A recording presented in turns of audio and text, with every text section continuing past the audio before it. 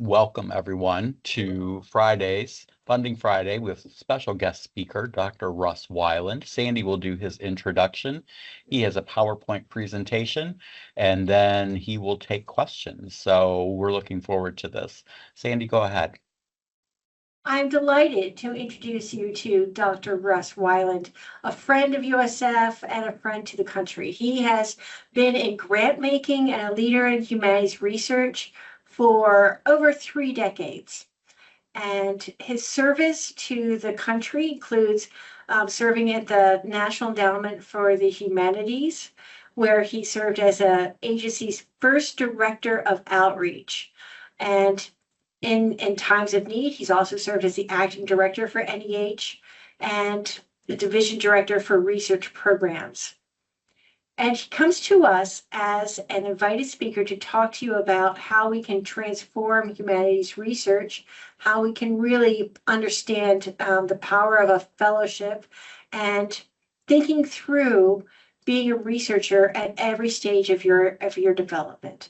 His experience as a researcher and as a leader in this field led to him being the first fellow for the Research Development Institute. He serves as a senior research fellow here at the University of South Florida, something that I consider pinnacle. One of the feathers in my cap that I was able to recruit someone of his caliber to serve in this role. And I'll let Russ tell you about that, but he's also right now serving as a fellow at the Library of Congress in the John Kluge Center. So we are very fortunate to have someone who's truly a heavy hitter, someone who's a thought expert, who knows and has read so many proposals. If you want insight into the peer review process, this is your guy. So without further ado, Russ Weiland, take it over. Thank you. Thank you, Sandy. Your introductions always kind of embarrass me, but it is true. I have been around the grants game for a long time, and it's great to be here. This is, I think, my third year that I have presented to the summer school, and I am delighted, and I will do it every year that Sandy asks me back. So thank you, Sandy. Thank you too to David. I don't know if people realize, you probably have figured out how much work David does behind the scenes. And so I am so grateful to him. Now, the big thing is I'm going to try to share my screen. And this is always the thing that worries me the most. But let's see if we can't get this right.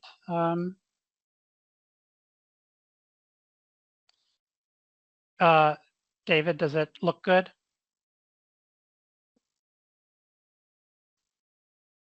Looks great. It looks fantastic, okay. Russ. Okay. So it did come because one of the things I just hate about a PowerPoint presentation is when I put it on the screen, presenter mode's not working exactly for me. So I lose all of your beautiful faces. Let me start here. And again, say thank you to Sandy, thank you to Dave, and everyone at who has been involved in asking me to participate in the grant writing summer school this year. As Sandy mentioned, my name is Russell Weiland. I am the Senior Research Fellow at the University of South Florida's Research Development Institute, and I owe Sandy a huge debt for that. And particularly relevant, I think, for today's session is that I am currently a fellow at the John W. Kluge Center at the Library of Congress in Washington, D.C. And of course, the Kluge Center is one of the residential research centers that I'll be talking about today. So I have a lot to say on research centers. I've been involved with them for eons in one way or another while I've been at NEH. But when we get to the end, if you have other kinds of questions, not necessarily related to the research centers, I'm happy to take those as well. So thank you for spending part of your day, part of your Friday with me. As we start, I just want to acknowledge that today is Juneteenth, a day that commemorates freedom delayed and freedom achieved, and the ongoing work to find and secure freedom in the years to come. Meeting on this holiday, I think, is complicated. I'm glad we're doing it, but I don't want to let this opportunity pass without recognizing its importance. My other hat is as a scholar. I'm an active scholar, and I am keenly aware of the truth that my work is always shaped by the histories that I've inherited. And today is, I think, a great reminder of that truth. And I hope all of you will sort of think on what Juneteenth means to you in your life today as well. So thank you to my colleagues at the University of South Florida for asking me to speak today on a great source of funding opportunities that are often forgotten, that is the residential research centers. They are especially important in the humanities and the social sciences, but they are often thought of as too niche to really worry about. If that is how you think of centers, I hope that I disabuse you of that view by the end of this presentation.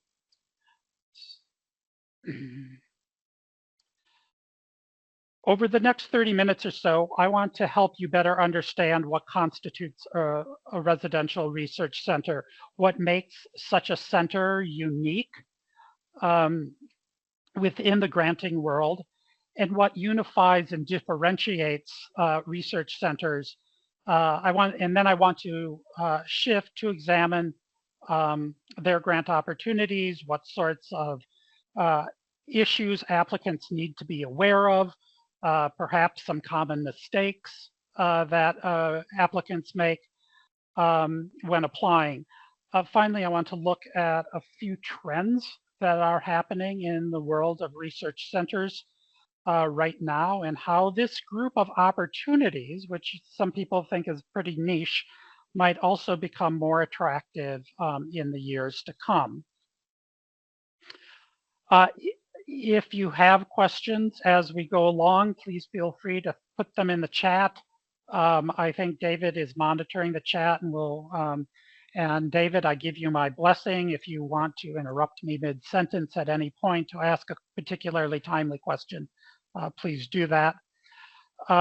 If otherwise, he will hold the question till the end. Either way, I promise you that if you have a question, we will get to it. So let's begin.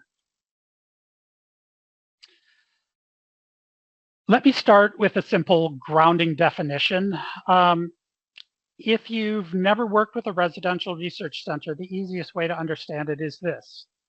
They are scholarly communities that bring researchers into sustained proximity within a place, its collections, its people, and its intellectual culture to advance work that benefits from immersion. And I want to underscore 3 parts of that. You can see I've underlined them here. First and foremost, and you'll hear me say this like 100 times through this presentation. I'm sorry if it sounds like a broken record. They are communities. They are not just buildings or reading rooms or access points. They're not just groups of scholars. A residential center, for those lucky enough to be in residence, is a cohort with a rhythm and with a shared intellectual life. You don't just use the place, you join it. There is a fundamental belief that these places, at all of these places that we'll talk about, that research is improved when it is being discussed and tested by other researchers. So community matters. Second, they are anchored in a place. The physical environment matters. The collections matter. The staff matters. the conversations in the hallway and outside the next to the water fountain matter. These centers work because the geography of scholarship as interchange still matters, even in a digital age that sometimes pretends that it does not. And third, they are immersive. The residency itself becomes, in a way, part of the research method. Resident researchers are not dropping in for a day of just scanning materials.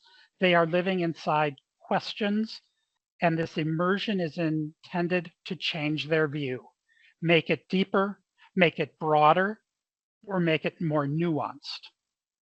So when we talk about residential research centers, we're not talking about big libraries with beds attached. We're talking about places designed to change the way scholarship happens. Now, I know some of you are already thinking, are residential research centers unique to the humanities and the social sciences, which is what my background is, or are they applicable to the sciences? And so let me just talk about that. And let me just, in a good humanities way, say that the answer is yes and no. Yes, in a sense, in the sense that humanities and social science research is unusually well suited to be in humanities and social science research is unusually well positioned to be in residence. Our work is often collection based. It is frequently individual. It is typically, but doesn't require, specialized infrastructure. If your primary tools are archives, rare books, manuscripts, you need to think, if you need time just to think and to write, then being physically present at a center for a sustained period is perhaps for you. But the answer is also no, because the sciences, STEM, do have their own variations, their own versions of resident centers. They're just built for a slightly different purpose. There are places, especially in mathematics, theoretical physics, and interdisciplinary sciences, that bring research together for intensive interactions, writing and conceptual work. Think of the Covey Institute, the Santa Fe Institute, the Newton Institutes. These are environments where scientists step away from the lab and together and think together, argue together, write together. But this is the key distinction. In those settings, research is not anchored in the place itself. The residency isn't about collections or instruments. It's about collaboration.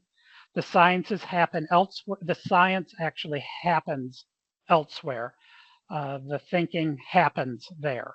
So yes, residential centers are a natural fit for the humanities and social sciences, and that's where I'm going to focus today. I'm sorry about that. Forgot to get rid of my my landline. Yes, believe it, some people still have landlines. And no, the idea of gathering scholars in residence is not exclusive to humanities and social sciences. But in STEM, the residency supports research. The residency supports the research, it doesn't constitute it. So, residential centers and their landscapes. It is safe to say, I think, that I don't have a definitive list of centers. Some, like the Folger Library or the American Antiquarian Society, are independent of institutions of higher education. In fact, most of them are. Some are federally funded and some are not. Some centers, like the New York Public Library and the Institutes for Advanced Study in Princeton, might actually be more accurately counted as 3 centers in one because they house autonomous centers within them. Many of these centers were funded by a combination of their own endowments and awards through the National Endowment for the Humanities and the Mellon Foundation. With the recent on again, off again, on again, whatever it is these days, funding of NEH support, most of these institutions that we're talking about today are in considerable flux right now. I have tried to name those centers that I know are continuing on, continuing to make awards, despite the many changes going on in their ecosystem. By my count, there are 40 or so residential research centers. Each on their own might be too small for you to know in detail, but taken together, they offer as many long-term fellowships as ACLS or NEH. Most also provide small grants, which at least NEH doesn't offer anymore, to researchers who are seeking more limited work. They represent just over $5 million in funds available for humanities and social sciences. So you ignore them at your own peril. These can be broken down into 3 categories, but before I change the slide, I'll just say that some of you might recognize some of these places. Up in the upper left, we have the Newberry Library. Upper right is the Huntington Library, so the Newberry in Chicago. The Huntington is out in Pasadena. Of course, the one in the lower with its great lions is the New York Public Library. And then the one in the lower right is the Library of Congress. So the first kind of center that you should be aware of is the community-focused center. These are centers that might or might not have collections, but their real reason for being is the community they create. Applicants who apply successfully are typically those who are focused on writing. And this is an important distinction that I'm going to make. This is primarily a writing center. It's not a research center. So this is about writing up your research. Manuscript drafts are often at these places. They are shared, they are circulated, and ideas are debated. It is not surprising that these centers are often seen from the outside as clubby, because historically they have been a place, because they have put a premium on bringing together sort of like-minded or similar kinds of scholars, often who are at the top of their games, and often this means more senior. So from the outside, looking at some of these places, it seems really hard to break in. I can tell you, however, that they are all very interested in breaking that image. It's hard.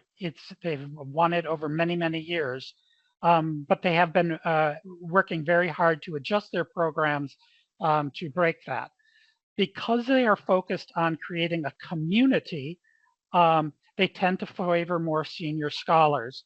They are a good bet for those people who are out there who are writing or maybe are at mid-career or late career. And a lot of times with so much emphasis being on early career scholars right now, mid-career and later career scholars are having a hard time finding a place that's just for them.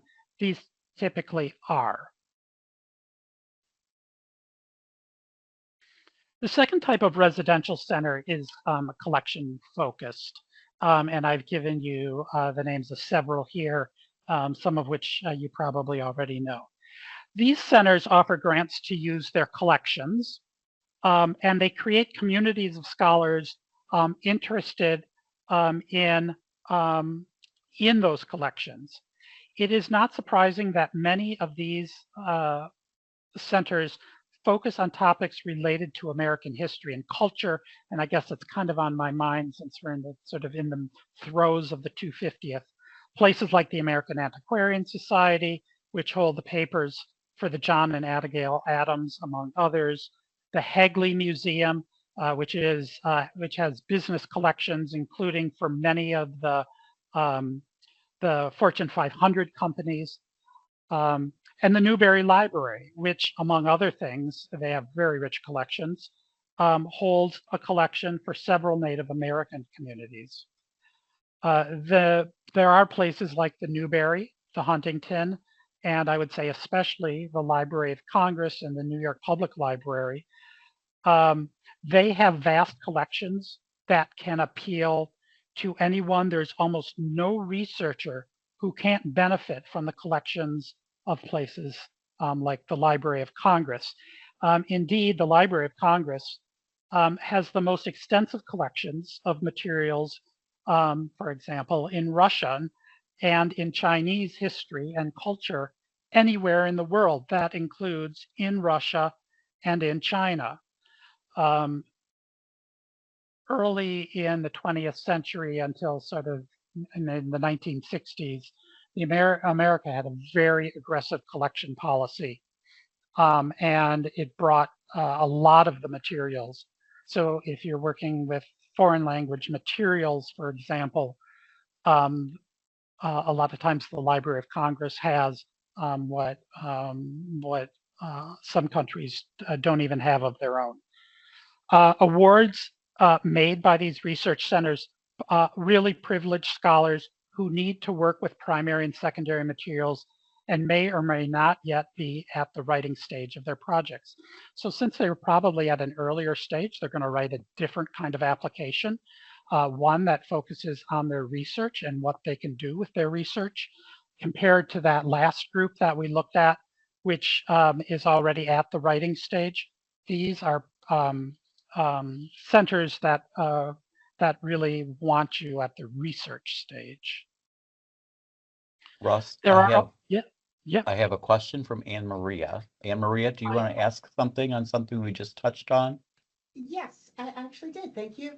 You were talking about how these were not necessarily like very elite focused, but I think about back when I was an associate professor or assistant professor. My first position was at Minot State University, Center of North Dakota. My second as associate professor was Jamestown College, now University of Jamestown, also Center of North Dakota.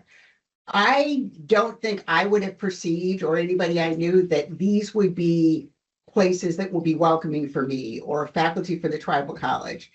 Is that not true? And if it's not true, how can you kind of change that perception? Yeah, so, well, I mean, it's going to vary, I think, by from one center to the next. I would say overall it is, I don't think of that as true.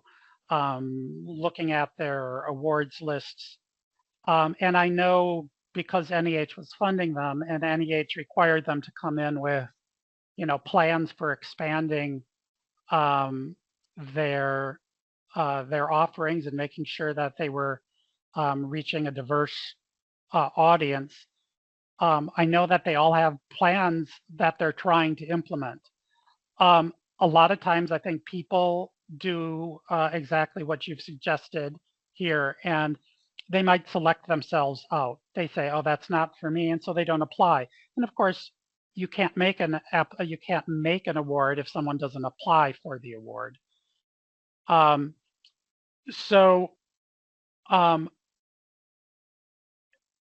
I think especially, places, so if, I know Minot State pretty well, and I don't know the other place, but I know a number of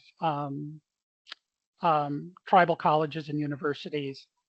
The number of applications we receive, or that these places receive are fairly small from those institutions, those kinds of institutions. And, so I know they're eager to make awards there, but they have to get the applications first. And I think Heather's comment in the chat might really reflect the experience of a lot of people at tribal colleges particularly. I mean, lots of folks that I know, like she says, they're exactly that. They're taking care of their kids or aging parents or both at the same time. So that makes it difficult. Yeah, and that is a big problem with residential fellowships. I'll talk a little bit more about that later, and how they're trying to adjust. But ultimately, they are where they are, and they're trying to. I talk about them later as trying to sell something, and they are trying to sell something. And what the Newberry can sell that say ACLS or NEH can't sell is that they have really great collections. And so these awards are not going to be for everyone. They're trying to make them easier to take, and they're trying to come up with new ways for people to hold these awards. But ultimately it's going to require some amount of residence.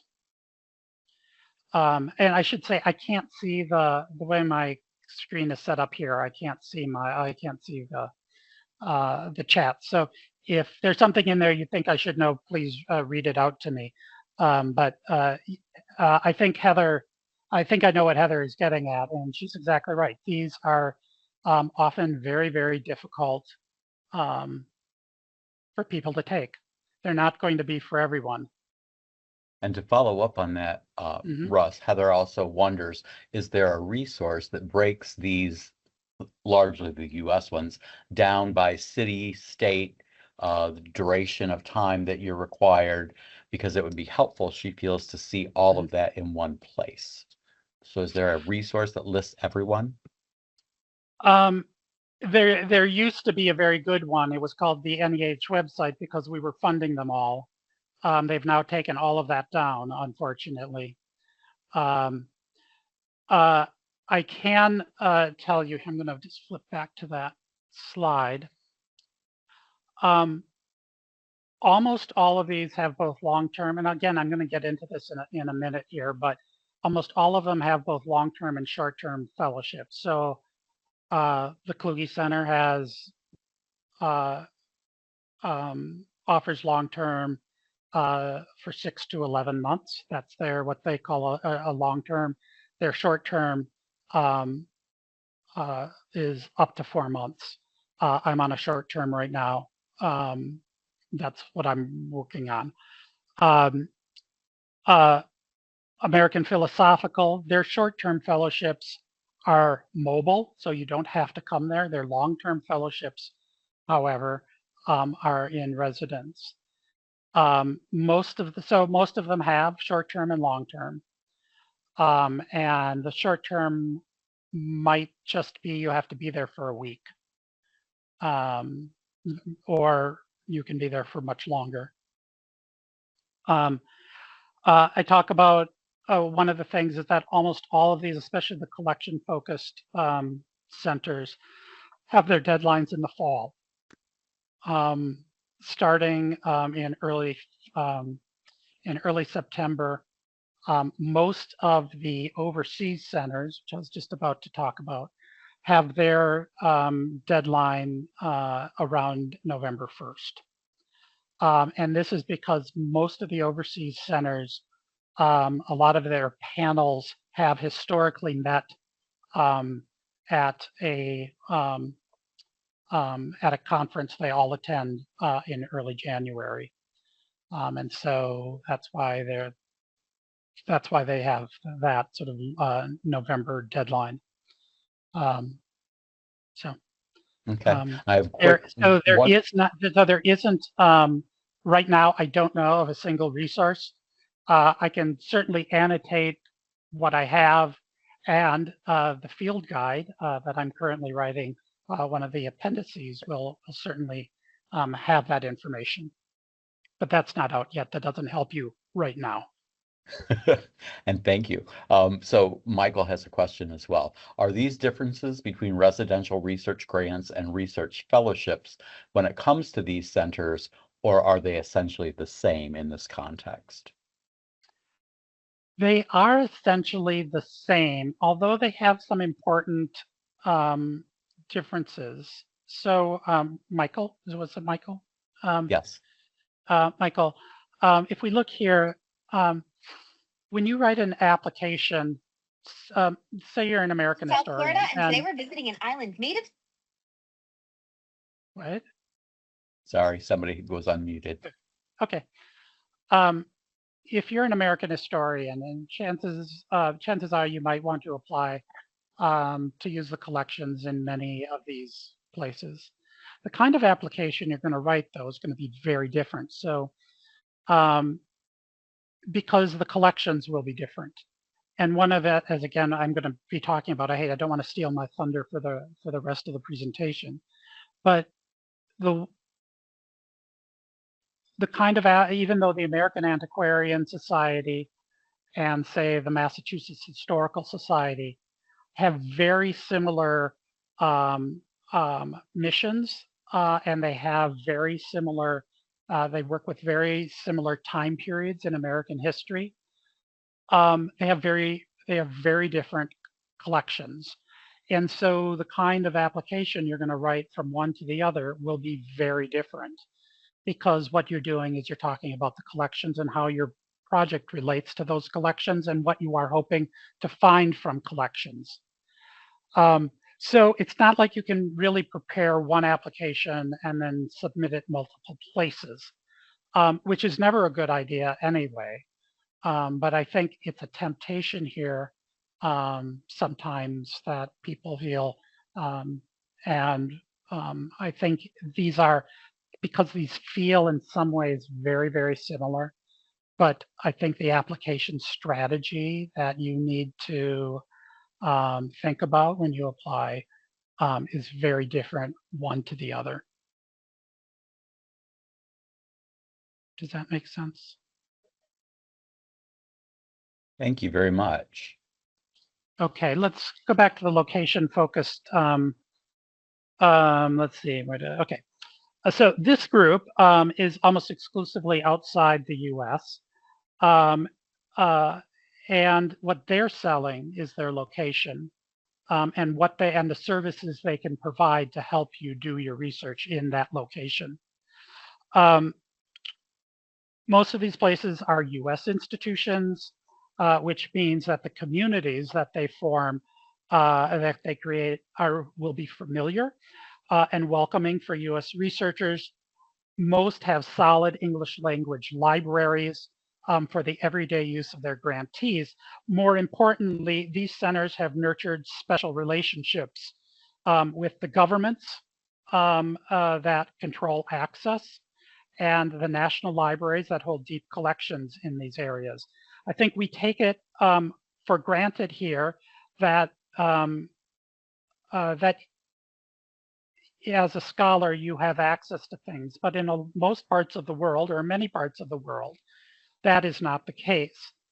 So these places facilitate research in very fundamental ways. Let me give you an example. If you're a scholar working on Egyptian politics, the American Center in Egypt, also known as ARCI, is probably the only point of access for an American scholar working in Egypt. As part of a fellowship at ARCI, you would receive help securing the necessary visas, the necessary governmental permissions to interview Egyptians, which you can't do if you're there just on your own, and then passes to work in the rich collections of the Cairo Museum, which you need also the ARCI's help. They will also provide invaluable information about written and unwritten rules scholars working in those countries must abide by. Most of these places also provide secure housing and meals for their fellows as part of their awards. There is a group of these location-based centers that might seem rather niche in places like Cambodia, Bangladesh, Mongolia. We don't have a large number of scholars in those areas in the US, but there are some, and you have to provide, and so there are these research centers in these places. Because it is expensive, it's really expensive to run a grant program.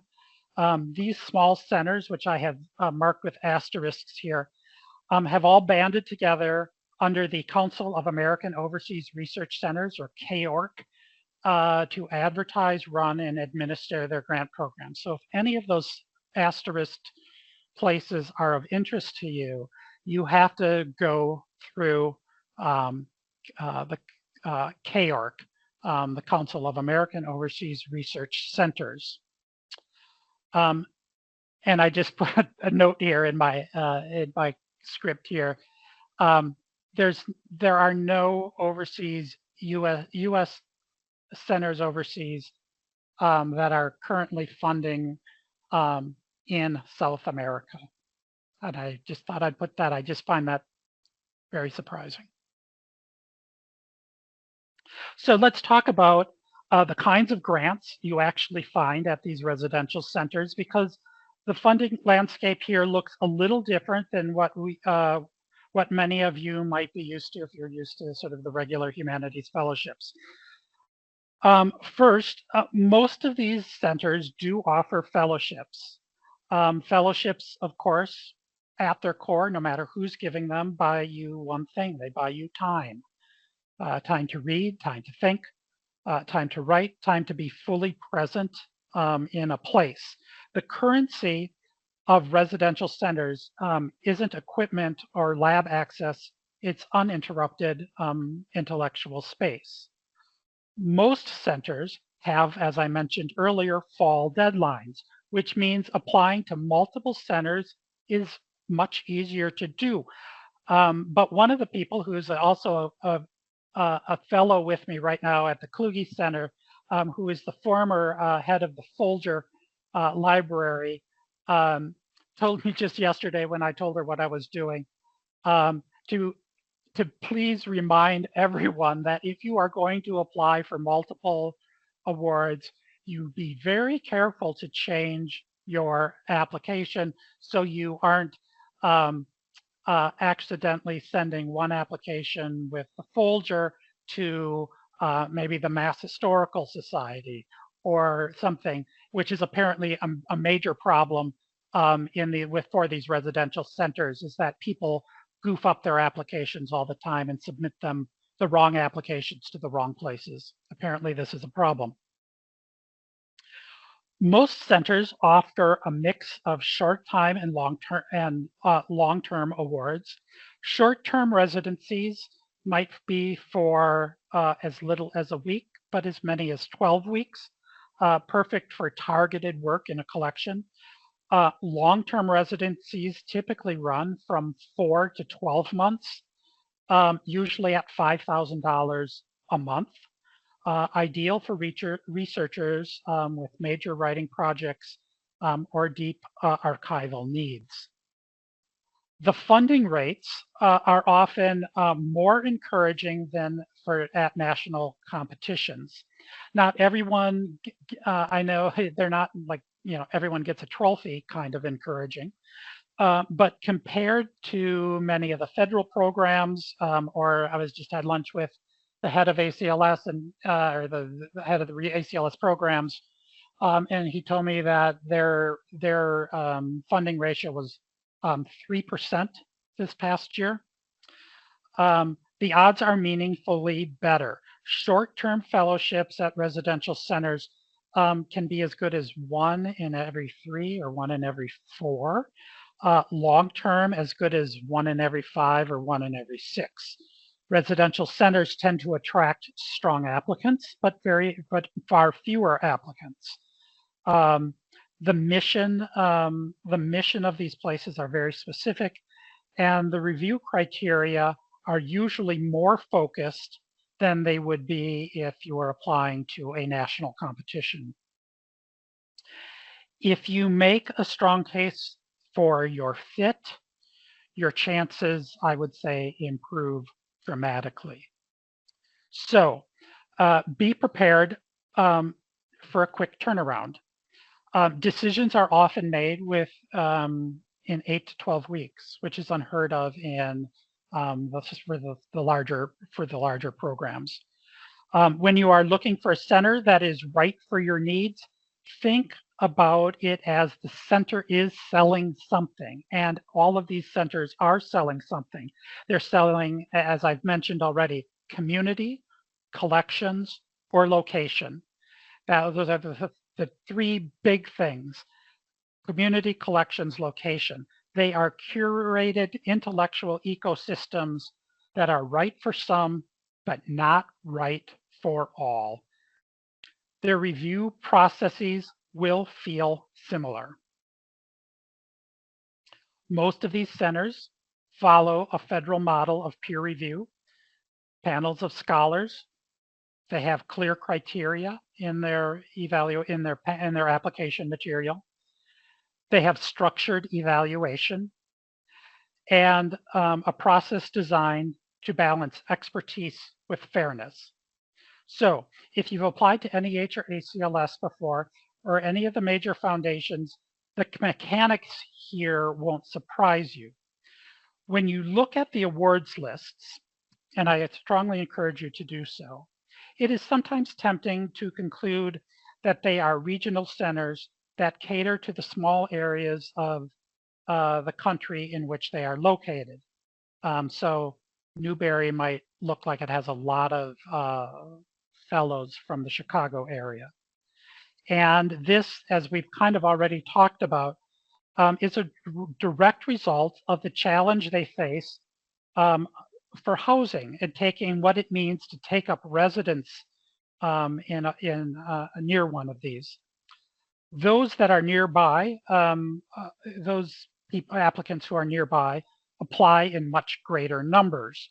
If a center has apartments or subsidized housing near dedicated just for their fellows, and many, I would say 60 or 70% do, the applicant pool tends to be more geographically diverse. The important thing to remember is that this is a practical constraint, not an intellectual constraint. And finally, the benefit can be surprisingly expansive. Many centers offer things that you don't see in standard fellowship competitions. I mentioned visa support, housing. Some of them offer housing, some of them offer additional stipends for housing. Some of them offer health care if you don't bring that with you from your institution. Some offer stipends for childcare assistance. So if you're bringing a family and you have childcare issues, they will provide money for that. They will frequently provide travel funds. So if you need to come and go out of Chicago, for example, and especially since COVID, some centers have been experimenting with hybrid or mixed residency models that give scholars more flexibility. So residential research fellows aren't just another award. They're a marketplace of communities, places, and experiences. And the key to applying well is understanding what each center is offering and whether that's what you need to complete your project.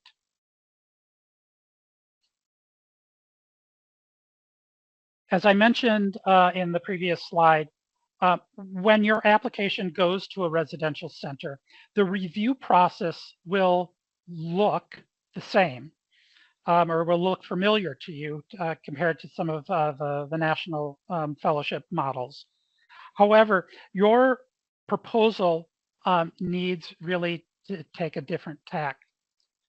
Your emphases will need to shift. The reviewers are not going to ask the question, or just going to ask the question, is this an important or significant project being done by the right person? They're also going to ask questions like, is this project the right fit for this place? And is the project going to be improved because the grantee is in residence here at this place? This should change how the your application is prepared, of course. First, show that you understand the institution's mission. Every residential center has a distinct identity, historically, intellectually, and sometimes temperamentally. Reviewers want to see that you've done your homework and that you understand what they value. So if you apply to NEH, you don't have to know anything about NEH other than that we give money. We don't want you to mention us at all. If you apply to the New York Public Library, you will do well to understand what their mission is and understand what your place is in that mission. Second, a realistic time-bound work plan, not a fantasy schedule, not I will simply write a book. They want to see what you can actually accomplish in the period of residency and that you've thought through how the rhythms of the center support that work. This is probably the trickiest one, is having to think about how your work plan will work with a center. Because a lot of times if you're ordering up materials, research, you don't know exactly how long it's going to take you to get through that.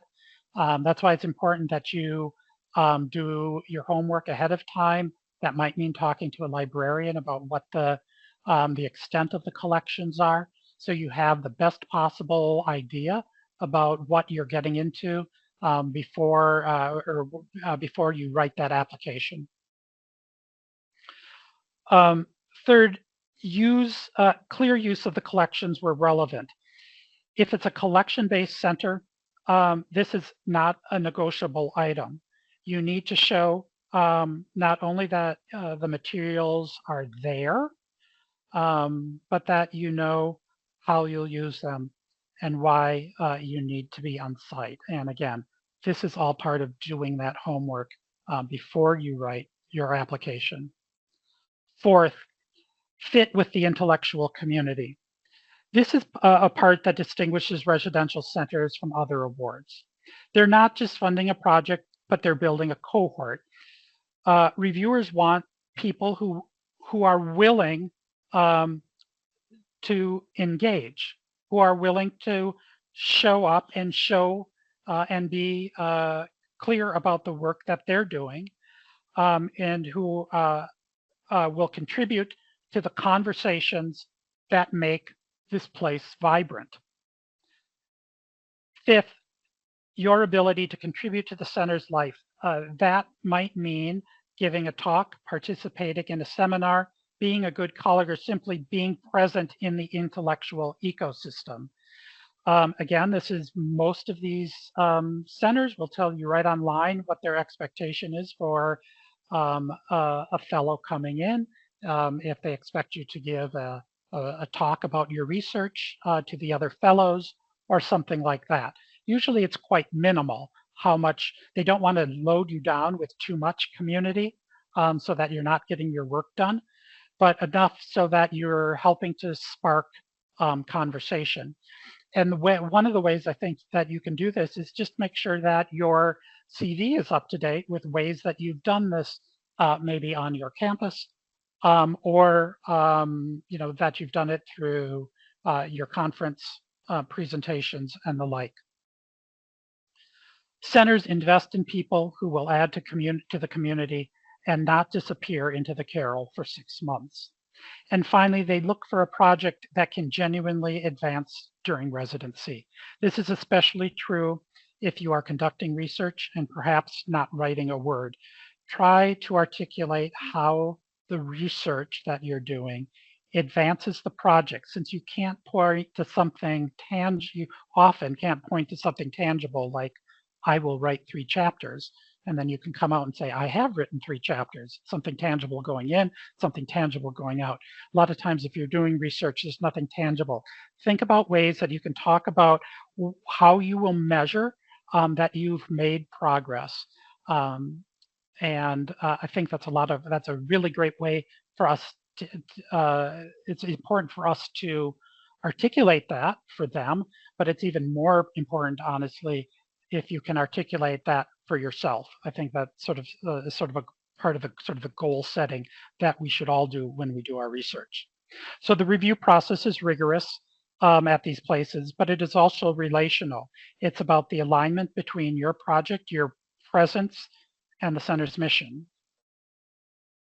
Russ, I have a couple of questions if you want to, Yes. if you want to answer I'd those. love Okay. to. Heather wants to know, for short term, are centers just as critical about cohort building? Obviously, anyone would still be involved in the intellectual community, but perhaps less of a great team emphasis than the Yep. longer term cohort building. Yeah, great question, Heather. Is this Heather O'Leary, by the way? It is. It is. Hi, Heather. Um, uh, Heather, that's a great question. If you're going to be there for a week, you're planning to be there for a week or even a month, I think making sure you connect your research to the collection is really important. I don't think centers are really as interested in if you are going to become a part of the intellectual life. That said, something just occurs to me just now. When I started at the Kluge Center, and I've been involved with the Kluge Center for years and years now, they mentioned to all of the short-term fellows who happened to be starting at the same time that once you're a Kluge fellow, you're always a Kluge fellow. And so people come back all the time. And there's kind of a sort of a larger community that's being formed, even with the short term. I don't think that plays into your application so much, but know that they feel very that this kind of community building is really an important thing. And it is not just even for the time that you're there. They're thinking long term. So, okay, next question, David, if I've answered that one. Sure. Lori wanted to know, for large universities that house religious studies or faith-related research centers, how do scholars decide whether a project should be framed for federal humanities funding, such as NEH, versus private foundation or philanthropic funding?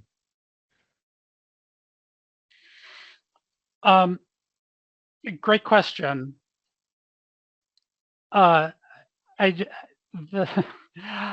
There's so I'm just going to sort of do a little aside, and then I promise, Laurie, I'll come back to the question.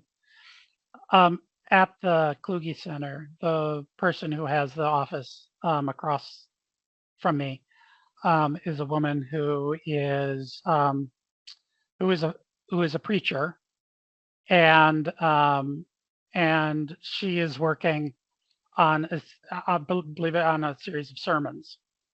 The Library of Congress is federally funded.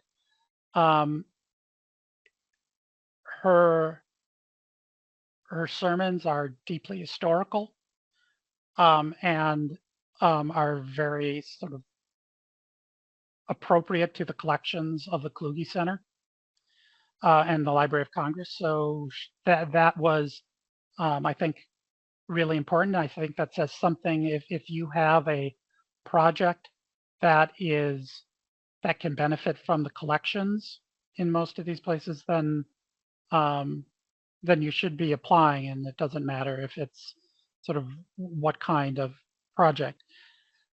But even places like ACLS, NEH, the Smithsonian fund a lot of certainly fund a lot of religious history, religious theory, those kinds of projects. What they won't fund is typically something that that pushes a particular religious point of view. So that's usually the distinction. If you are doing something which promotes a particular religious point of view, then you probably want to look at non-federally funded. And in the case of a lot of these centers are good for you. For example, the National Humanities Center, which appeared on that first sheet where I said they're community-based.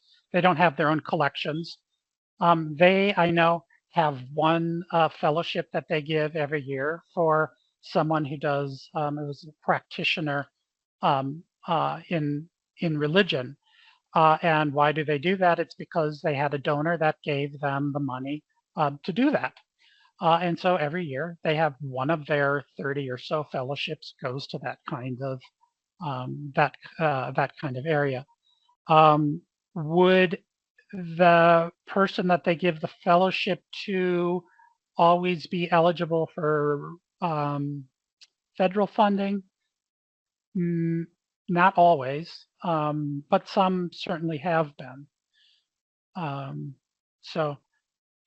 Yeah, you're just going to have to look at each one, but it really will depend on your project and what the goal of your project is.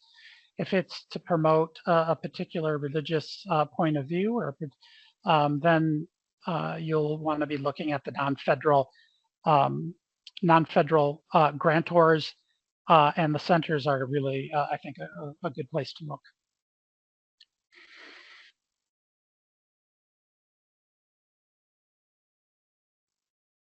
Anything more, David? No, sir. We're good. Thank you. Okay.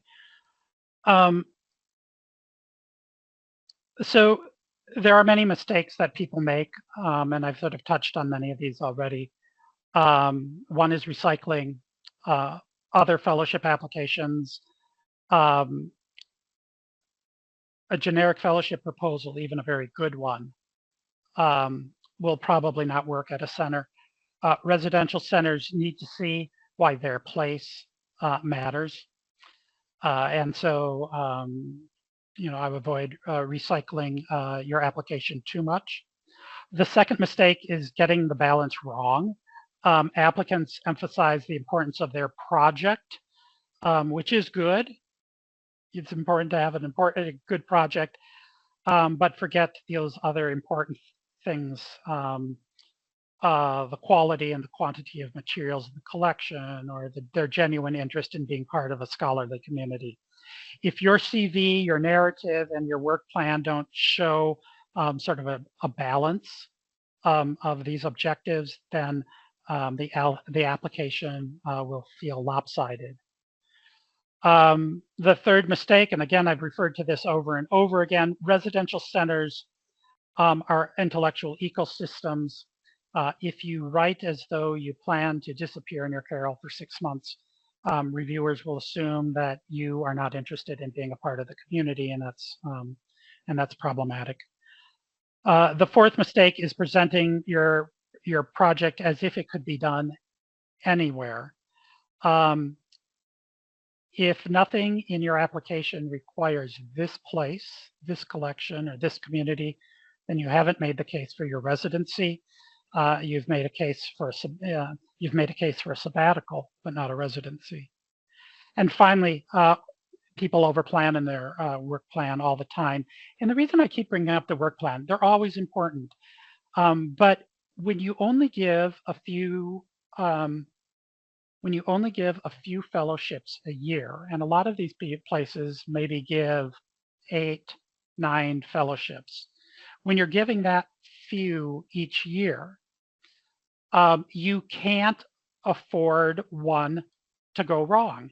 So the work plan is particularly important because there's a lot more riding on it. At NEH, we used to know if we would give 100 fellowships, There would be some that would completely blow up and not go anywhere. You get in, you do your research, you discover you don't have a project after all. At these places, when you give, just a small number of fellowships, you need to make sure that all of them are going to pan out in some way. So the work plan is really important. So the theme here is simple. Residential fellowships reward specificity, intentionality, and honesty about what the residency makes possible. Anything that looks generic, portable, or implausible will really work against you. I mentioned in the beginning that there are some recent developments. Residential centers haven't stood still over the last several years, and I would really say this has been since COVID, and especially since the pandemic. We've seen some meaningful shifts in how these places do their business and how they think about their mission and their cohorts. The heads of these centers are now meeting quarterly to discuss shared challenges and ways that they can collaborate with each other. And I think this is going to have some good payoffs. First, we're seeing greater collaboration among centers. The heads of centers now meet monthly to talk about, as I said, about their shared problems and some solutions. Second, we see more interdisciplinary cohorts being formed. So centers are intentionally going out and thinking about, doing things like mixing historians with data scientists, literary scholars with sociologists, artists with political theorists. And so they're thinking about ways that they can make their cohorts more interesting and more dynamic. The idea is that intellectual cross-pollination is no longer a bonus, but it's actually a part of the design of a lot of programs. Oops, I didn't mean to do that. Third, there is a greater emphasis on public-facing scholarship at a lot of these places. Centers want fellows who can speak beyond the academy, people who write for a broader audience, who engage communities, who think about impact in multiple registers. This doesn't replace traditional scholarship, but it now sits alongside of it. Many of these institutions are feeling the same pressures that to be active parts of their communities that we're all familiar with. They want to improve the place where they live. And public-facing scholars are often a part of that effort. And so I think you'll see more and more of that in their guidelines in the coming years. Centers are experimenting, as I mentioned earlier, with shorter residencies. Not everyone can uproot their family for a semester or a year.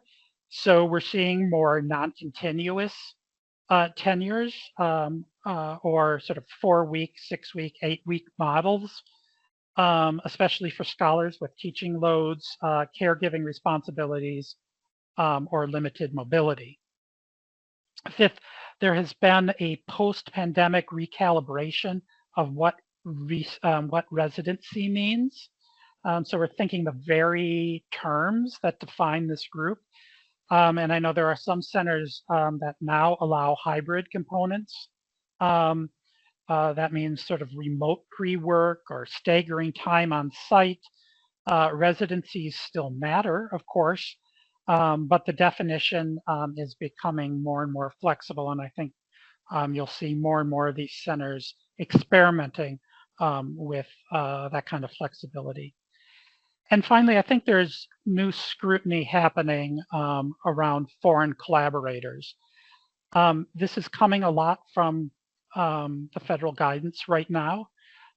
Institutional risk offices and shifting geopolitical realities. It doesn't mean international work is being discouraged. In fact, I think that a lot of these centers are trying hard to reach out. But it does mean applicants need to be clear and transparent and proactive if you are working with partners in other countries. So be aware that the landscape is shifting. Residential centers are still committed to immersion community in place, but they're adopting to new scholarly realities and new global conditions. And I should say, another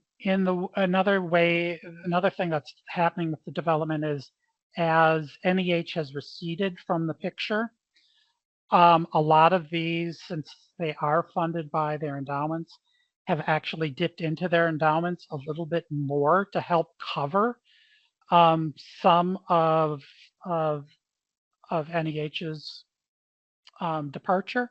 And so some of them right now are actually offering more fellowships than they have been in the past, which is a great sign. It doesn't make up for what's happening at NEH, but it's helpful. So the final takeaway, a residential fellowship is not just time and money. It is a relationship with a place. The strongest applications show that this will answer sort of why this question, why you and why now. And I think that's the thing to remember. And it's not going to be for everyone, but for a lot of people, this will be a good option. So there is my contact information. If any of you want it, don't hesitate to jump on email and send me questions if you have it. I put my email address there. Yeah, so I will leave it there. Questions? Thank you so much, Russ. I don't have anything in chat right now. Sandy, did you have something? I have 100 questions. So say you're an early career humanities researcher. Where do you start? Do you start with a fellowship or do you start with a research grant? Where do you start? I'm going to stop sharing if that's okay, so that I can see you when I talk to you. Okay. Am I done sharing? You are. David? Yeah, you're Okay. fine. Okay. Where do you start if you're an early career? That's a great question. First of all, you're going to start early. Rule number one. So no matter what you do, start early, because fellowships tend to build on each other. And if you've had success, I do think it's easier for peer reviewers to, if you've had this success before, to show confidence in you again. So start early. It's also, there's a lot of panicking that happens in that sort of 5th and 6th year when tenure is coming up, the tenure review, and people are trying to find the time off. If you start early, you'll have a chance to improve your skills as a grant writer, and you will improve the chances that you will be funded. If I were, the classic model is pretty simple. You start with something like a small grant or a seminar or an institute, and you start that very early on in your career, and then you build on that and go to a fellowship. So you might start with a small fellowship at the Newberry and go there for a couple of weeks in the summer. The next year you might be back there to take a long-term fellowship, and then maybe you might need to do some writing. You want to just be at home, so maybe you're applying to ACLS or NEH or something like that. I'm making a distinction here, Sandy, and I don't know if you are. I'm making a distinction that that a research grant is different from a research fellowship. A research fellowship funds your own personal research, usually for one person. A grant is often more collaborative. And there are lots of ways. People dismiss that collaboration, but there are lots of ways that you can get your own work done within a larger collaboration. So it shouldn't be discounted too quickly. The difficult part is if you are on the clock for tenure, research grants, largely research collaborations sometimes don't count as much. That is unfair. I don't like that about the way we do business in the academy. I don't think that's the right approach, but that's the reality. So it will depend. If your school is enlightened and there are more and more of them around who are rethinking what gets a young scholar a lifelong a tenure commitment, then I would, if you're, then I would seriously think about doing a more collaborative project. It's especially important. I think there are more and more out of our grad schools coming people who do more digitally informed work. And I know, Sandy, as you know, that is the kind of work that is rarely done by yourself. And so I think more and more institutions are recognizing that they have to be open to the kinds of projects where one would get a research grant rather than just a fellowship.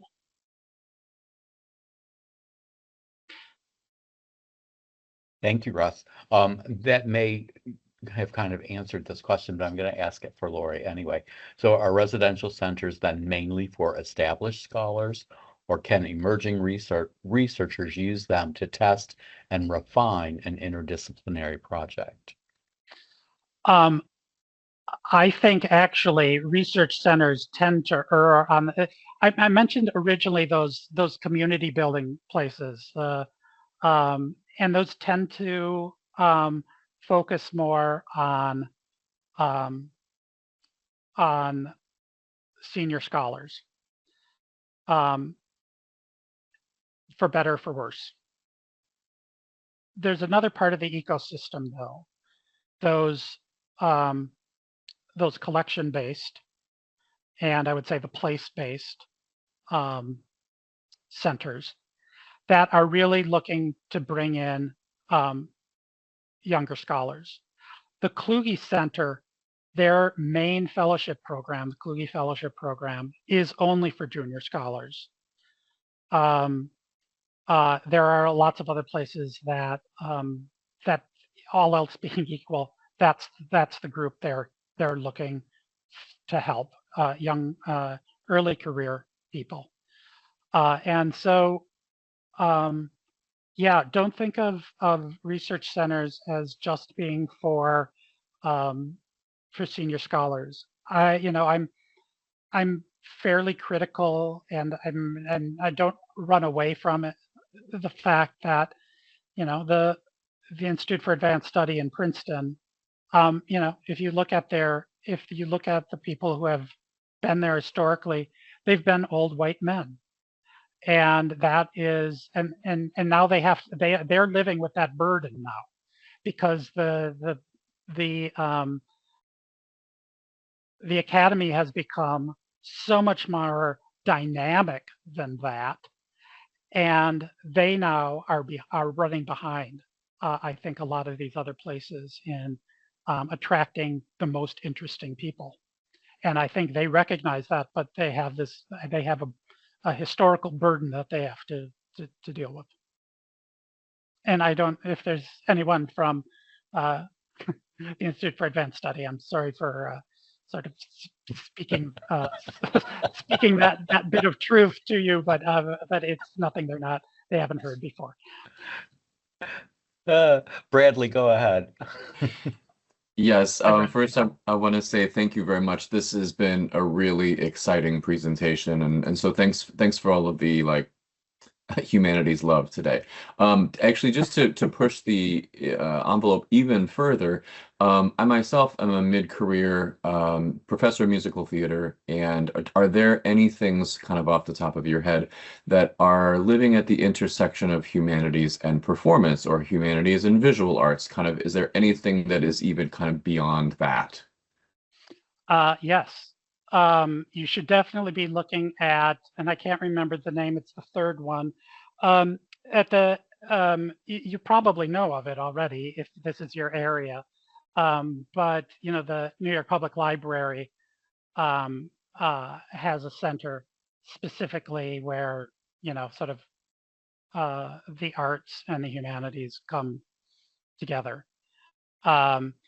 There are three centers. One is the Schomburg Center for Black Studies. One is the Schwartzman Center, and that's for their general collection. And then they have this third one, which I can't remember, and if anyone remembers the name, please blurt it out, that deals with the arts. And there's a lot of interesting theater work going on, and a lot of theoretical work in that space too that's going on. You mentioned the visual arts, certainly the National. Why am I drawing a blank? The National Gallery of Art, what CAVSA it's called.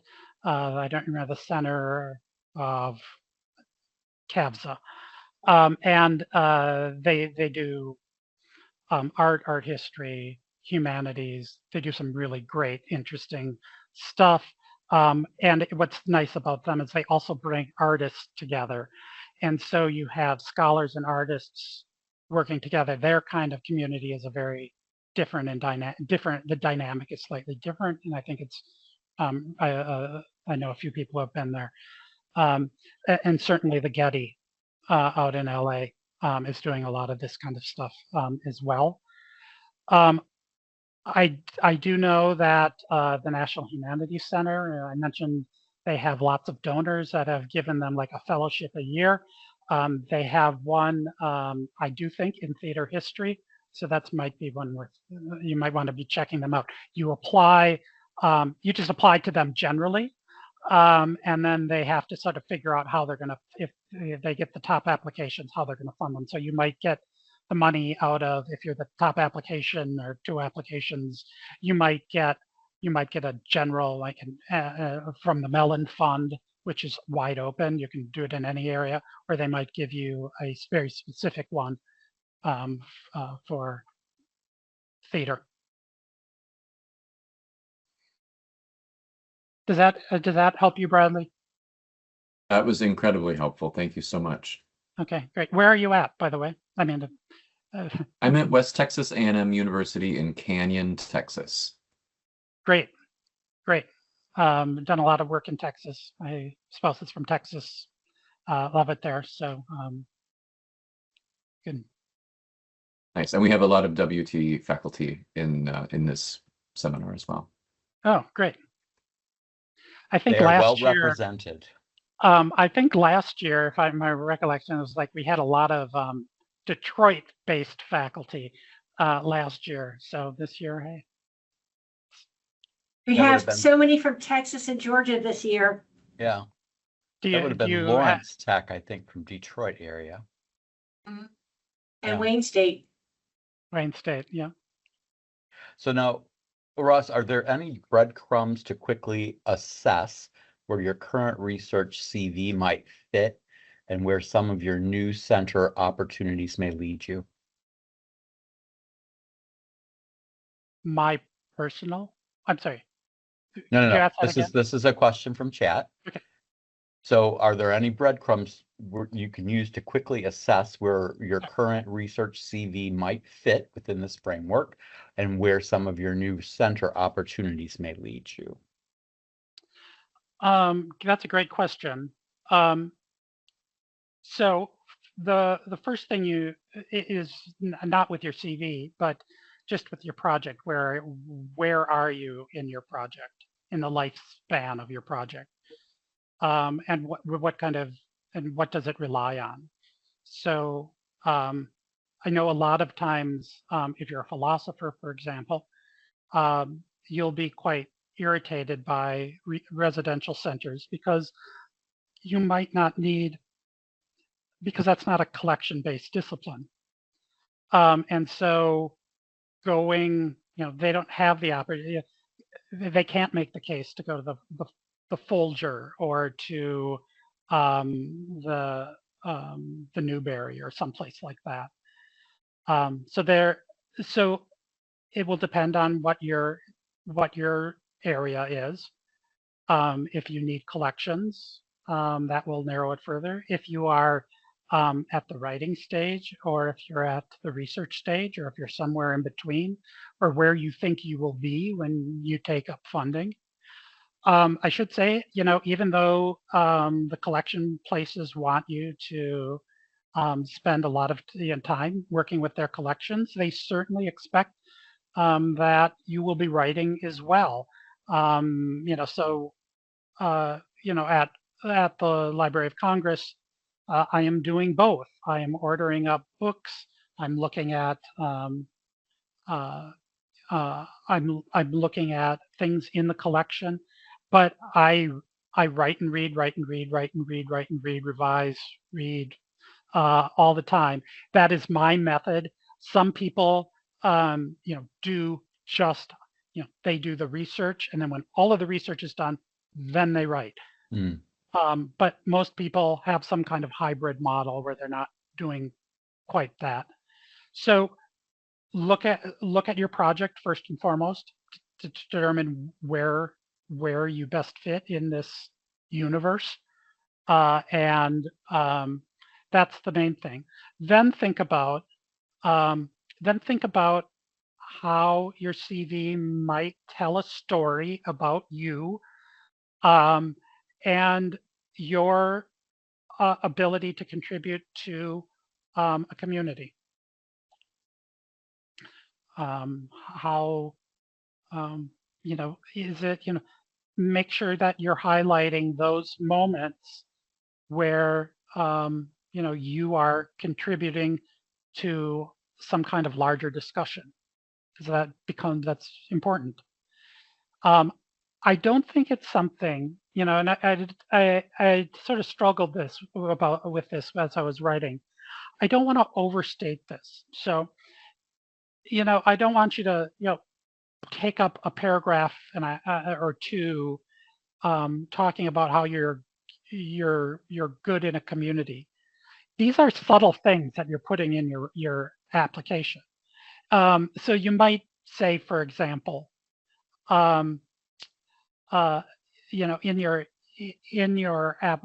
proposal part, you might talk about during a recent conference discussion or a conference that you were a part of. These are just subtle cues to the panelists that you are participating. Mm. That will then make them want to go over to your CV, and then they understand how to interpret your CV. So you're providing the cues in your proposal how to read your CV. And so, you're not spending, I'm not asking you to spend like a whole paragraph talking about, about being a good colleague, but, or a good that you're engaged with your area. It's just a subtle line here and a subtle line there that tells the panelists how to interpret your CV. And that goes for everyone, by the way, and for every application you put in. You have to think about what is the interplay between your CV and your proposal and your project, and how do they all kind of work together to tell the story that you want told about yourself to the panelists. Okay, thank you. I have another question for you, a couple more actually. Good. So how do well-funded mid-career folks build a new direction through residential center work? Is there a recommended formula, like first write a review article, then an area article, then you apply? How do you do this? I think as soon as you know you want to apply, as soon as you know that you want to take a new tack, um, uh, you should start applying. So there isn't, you know, people say, oh, well, I need, people find all sorts of barriers why they shouldn't apply. Hmm. And they say, oh, I have to publish more before I apply, or I've got to do this kind of thing or that kind of thing. Don't set those hurdles for yourself. If you know you want to go a new direction and you want to apply to a center, and they have a collection you think is interesting, what I always tell people is you need to, again, you need to craft your story in your application. So if you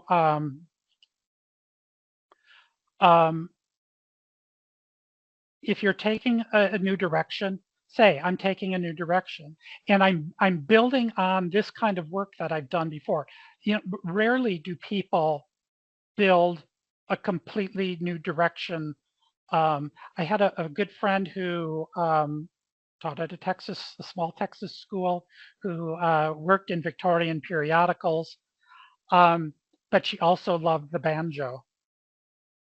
And she started working, and she was a banjo player, and she just decided at some point to leave periodical studies and go over to the banjo.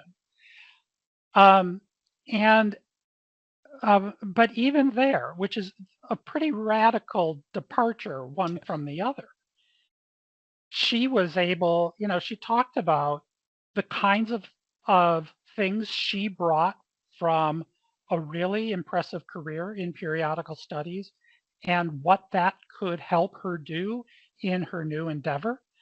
And you know, she had done a lot of stuff with music periodicals, but it was just sort of the um, uh, her her work, her understanding how scholarly projects happen, um, the kinds of things she needs to do, the pace at which she works, that gave reviewers confident that her more sort of historical work on the banjo could be accomplished by someone who was working on the history of the periodical press before.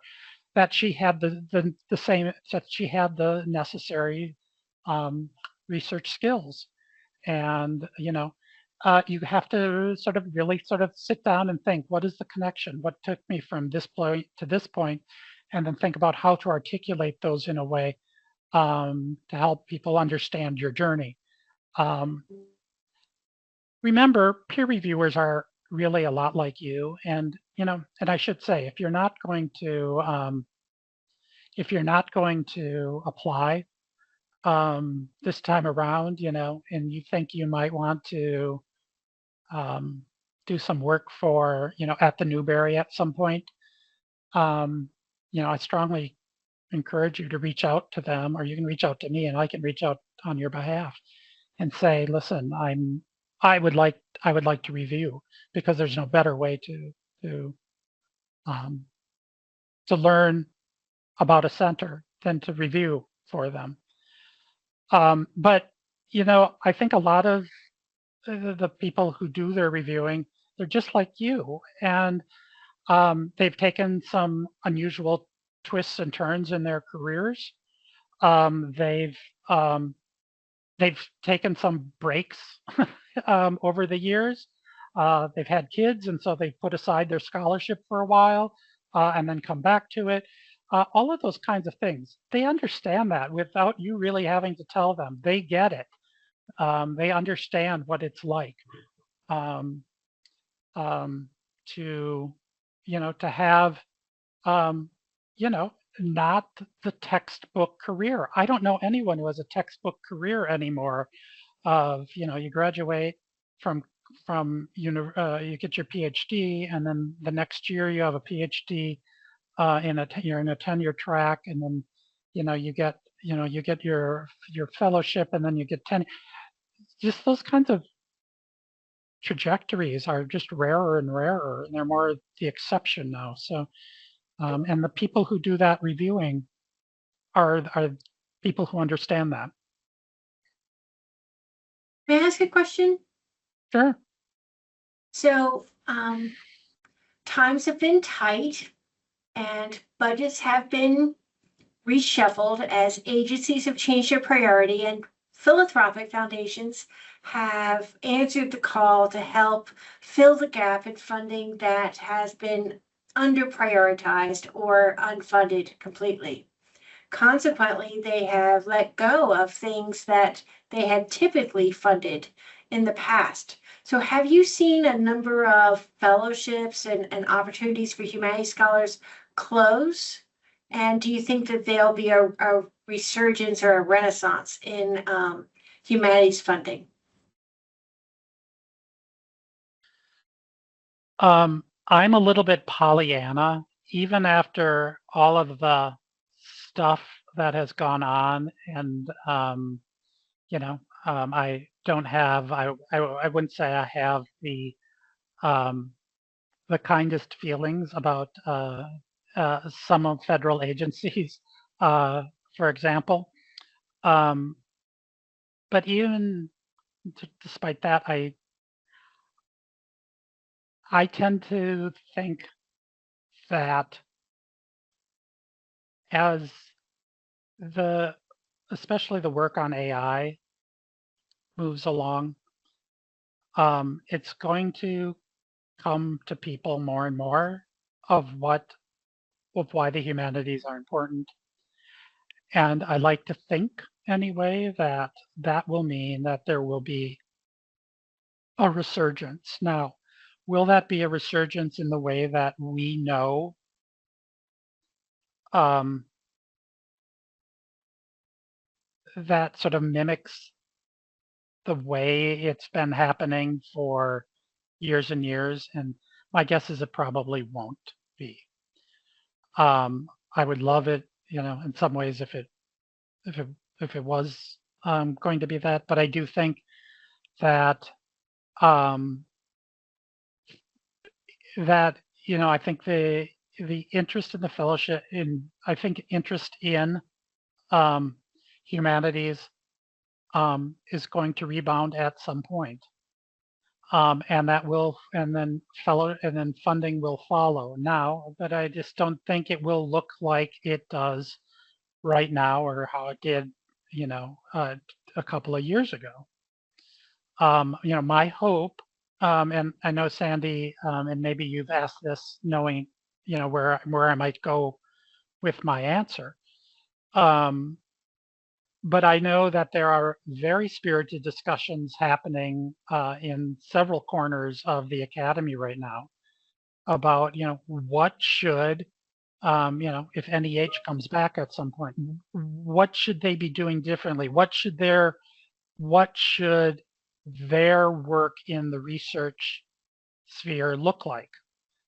And I think everyone's saying, it should be different. And I think so. For one place, um, the current structure was never built for adjunct for funding of research by adjunct scholars or people at smaller places.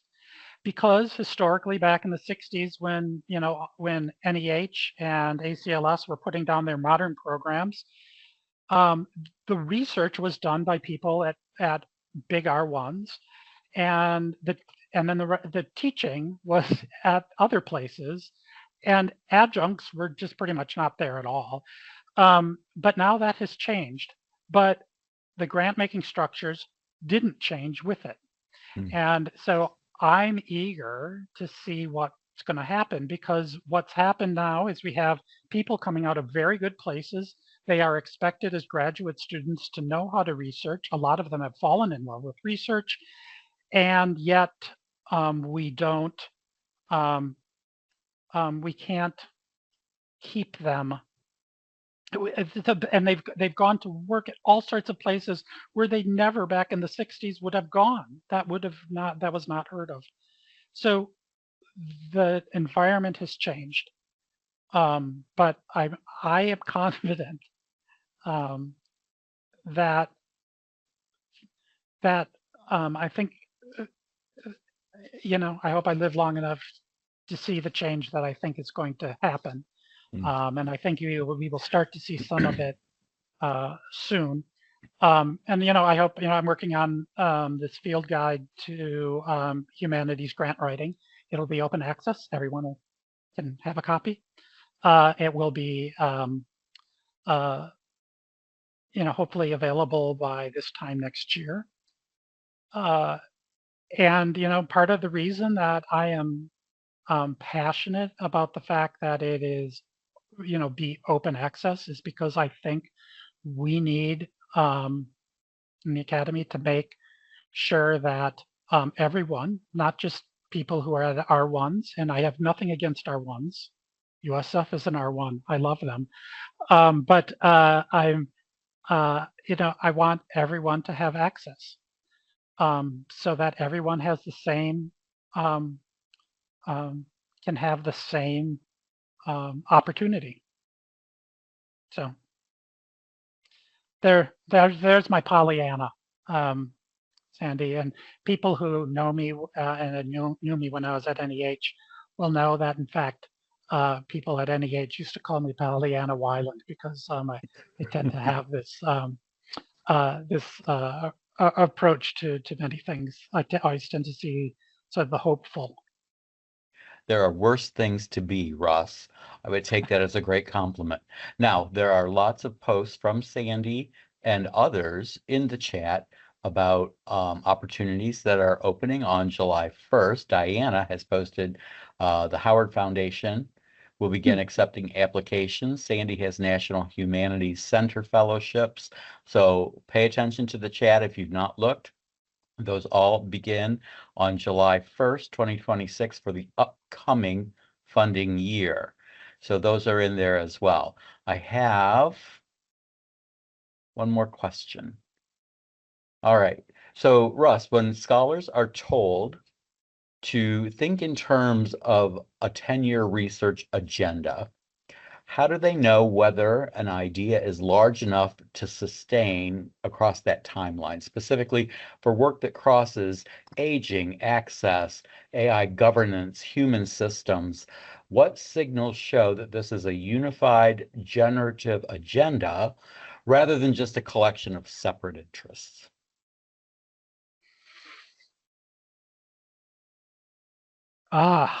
That is a great question.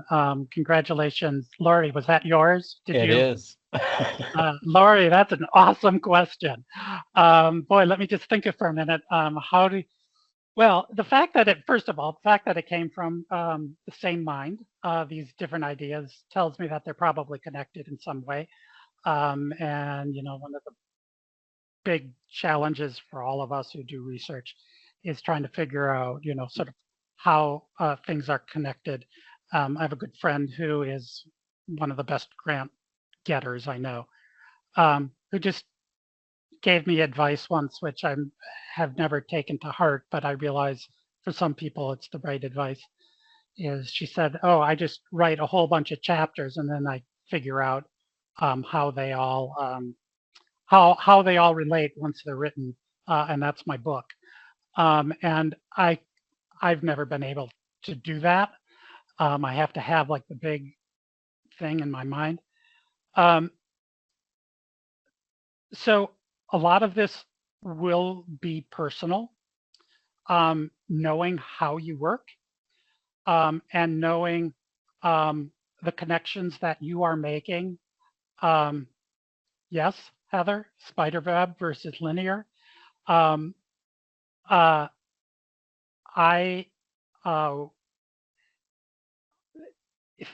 These things are so personal because how you tend to think about your scholarly work and how other person thinks about your scholarly work.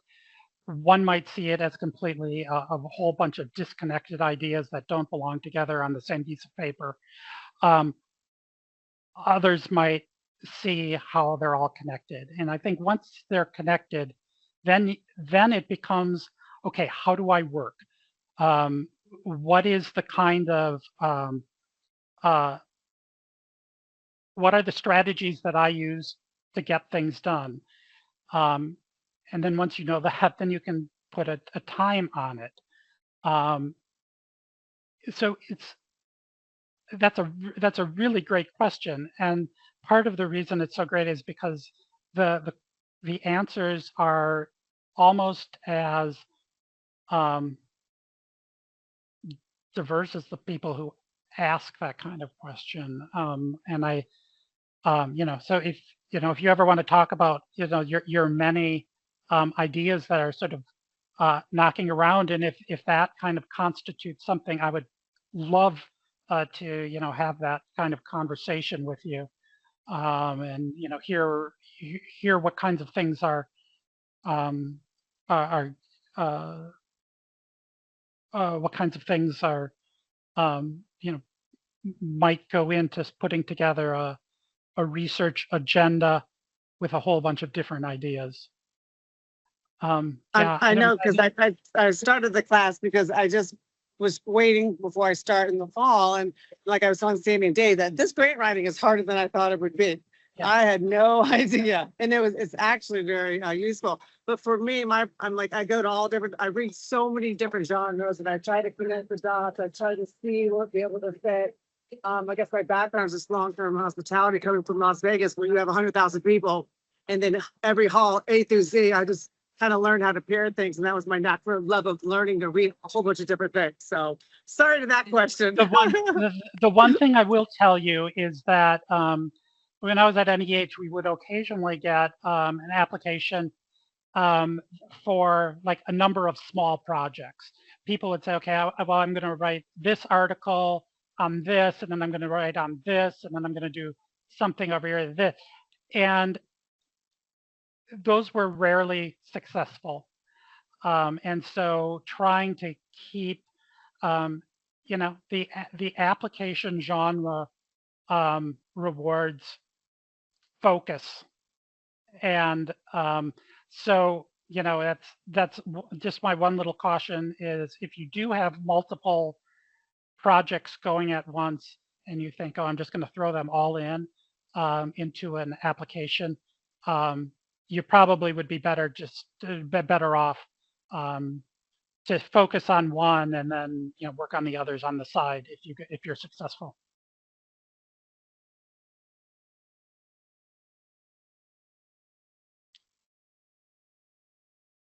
Any tips or tricks on how to find these more obscure fellowship opportunities?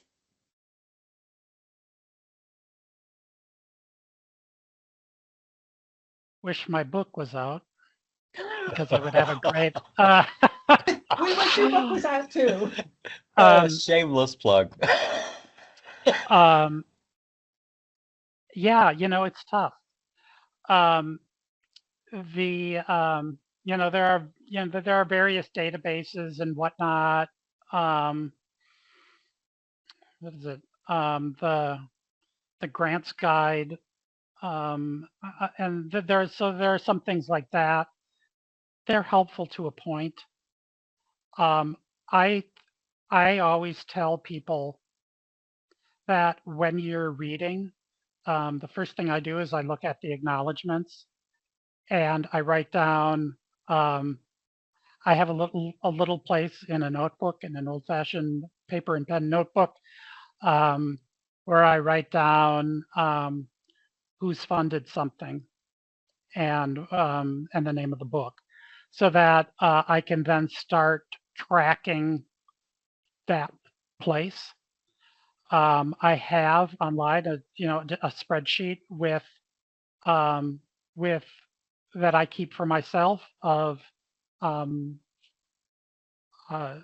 opportunities that are in my area, and I keep those. And when I have that sort of 5 minutes at the end of my day, I will frequently go back to that spreadsheet and look at what's coming up, update the information. So maybe I don't need those now, but maybe I'll need them later. So I can tell you, the one that's on the top of my list right now is the American Philosophical Society. The Franklin Fellowships, I think, are just great, and I've benefited from them. I've also, gotten fellowships from the English Speaking Union, which a lot of people wouldn't think to go to, but in fact, if for people who are working primarily in, I do a lot of work on sermons in the 19th century. That's actually turns out to be a really good place for me. It probably wouldn't be a good place for some people, but it works for me. So I have this list that I keep, and it builds over the years. And sometimes things fall off of it, and sometimes things are added. But every time I pick up any book, the first thing I do is go to the acknowledgments to see who's been funding the books I'm reading, because those are likely the people or the organizations that will then fund me. That's great advice. I also encourage folks to look at those pioneers of whatever area of research they're trying to break into, and look at the CVs and where they've been funded, because a lot of people will post their CVs on their academic websites, and that will be really helpful as well. Yeah, that's a great idea. That's a great idea. Maybe you can put it in your book. I'll footnote it and cite you, Sandy. Yeah, if I do. make sure you cite Sandy. She gave you this idea. If I had to cite Sandy every time I used one of her ideas, It would be a would never book have. of its own. It would be a book of its own. I have no further questions in chat, Russ. Thank you so much for coming and speaking with us today. My pleasure. Yeah, I always enjoy hearing you, and I know that you have something upcoming in July as well, and I'll make people aware of that as that gets closer. Yeah, we'll just really look forward to it. Great. Can I give one more last thing before I? Absolutely. So, I mean, all of you, we've talked about how this is a really hard time in the grants world right now, and NEH is now apparently trying to reinstate grants and fellowships, presumably, and like at NEH, they are now making fellowship awards only to the people who are working in sort of Western civilization and American history and culture, which leaves out huge expanses, huge areas of the humanities. I've been telling people if your work fits into the NEH, what NEH is doing, you should be applying, because it's a great time. When I was around during the mid 90s, when NEH was cut a lot and there was a lot of shuffling going on, people stopped applying, and NEH still actually has a lot of money to give, but a lot of people are just deciding they're not going to apply because of what seems to be a level of chaos. Don't fall into that trap. It is, I remember there was a year in fellowships where we made awards to about 1 out of every 5 applicants, because simply we didn't get that many applicants. So I think that's what's going to happen again this year. So if you are in those areas, you should be applying. But this is now really the time when building your skills, that's what you should be doing, building your skills, because this kind of situation we're in right now, this kind of turbulent funding situation that we're in right now, is not going to last forever. And when it starts to change, you need to be ready. And the thing to do is, make sure that your skills are up to date and you're ready to go. And so that's my one sort of thing that I've been telling everyone I've talked to. Now is the time to get ready. And so, yeah. Okay, David, I'm sorry. No worries. Thank you so much. Sandy, any final comment? I cannot tell you how lucky you are to hear from Russ. He gives candid comments, he's honest, he's approachable, and it's just quite an honor to hear from you again. Thank you. Third time, best time ever. This was great. And if you want more Russ, as we all do, right? His Yeah. previous 2 talks are on our Summer Grant Writing Workshops website. Every topic is different, every presentation is unique, and every single one of those worth watching. Thank you so much, Russ. It was wonderful, as always. In the last one, I think I had just been encouraged to retire. So there's probably a tone of bitterness. And then in the previous one, I was representing NEH in sort of full force. I would like to go back and look at those and see if I can. Well, I They don't know. live in memoriam. Thank you, because I gotta go, but thank you. Okay. Thank Bye, you, thank everyone. you.